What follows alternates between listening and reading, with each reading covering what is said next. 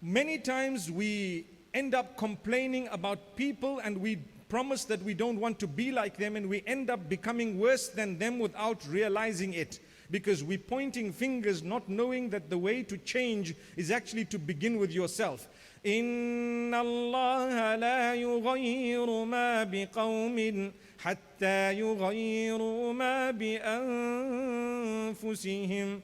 Allah will not change the condition of a nation until and unless they don't change themselves. Each individual needs to change himself. And I've come across many people who don't believe in that verse. They don't. They say, well, there's a problem there. Why should I change myself? Well, that's Allah, your maker, telling you, you have to adjust yourself.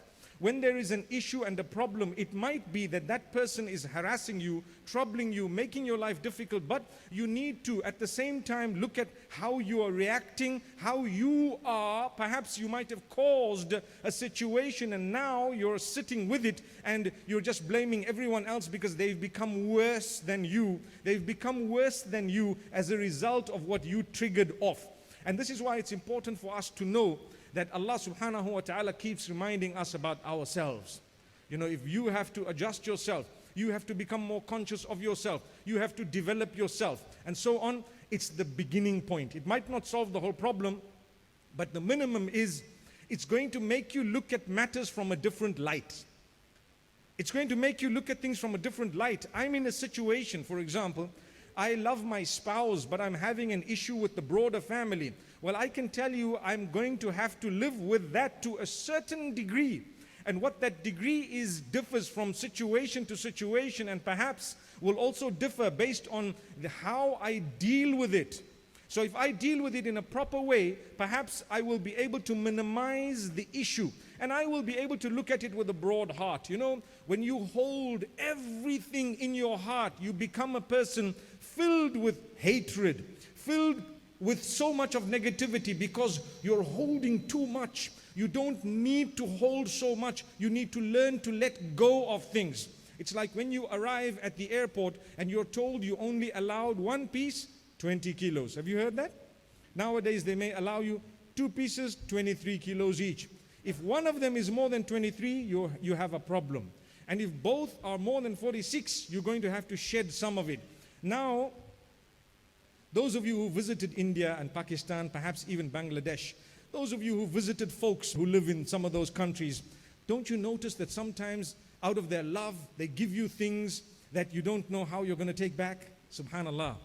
And then you start packing things into your bag, and you were promising before the journey that I'm not going to be a typical traveler where my bags are more than my own weight, subhanallah.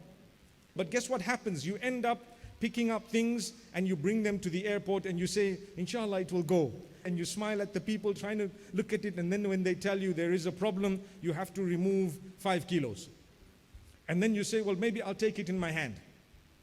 What are you doing? You have excess baggage. That's what it is. We have excess baggage in our relationships. We have to make a plan, shed something. You have to shed it whether you like it or not. Or you have to take it in your hand luggage. May Allah subhanahu wa ta'ala forgive us. You have to release certain things. It's a weight, it's a burden. Just like when you've arrived there and you need to now get rid of 10 kilos, for example, or 5, you open your bags and you start thinking, right, these peanuts, we don't need them, we get them back in England. These pistachios, we get them back in England. I have a policy.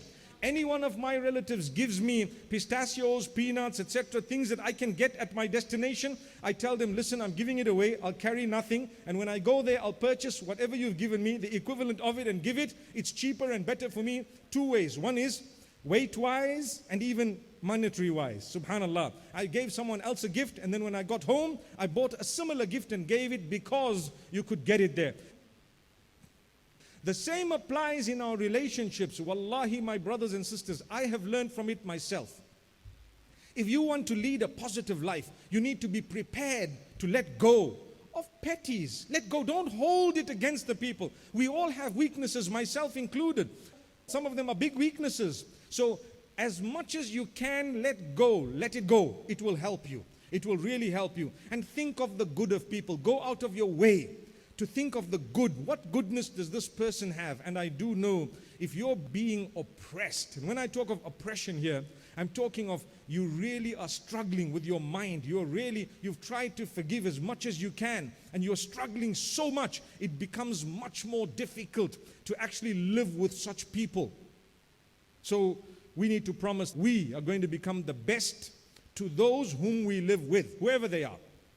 You go home, make sure you know and you understand that you have pledged that you're going to make life good and easy and facilitate it for those whom you live with, because charity definitely begins at home. The Prophet ﷺ says, the best of you are those who are best to their wives, their family members. So that's what happens. It's not going to be easy. That's why you're considered the best, because you're different. People are going to think differently. But if I'm thinking of how to make life easy for you, and you thinking of how to make life easy for me, then subhanAllah, we have a brilliant relationship. It's going to be beautiful.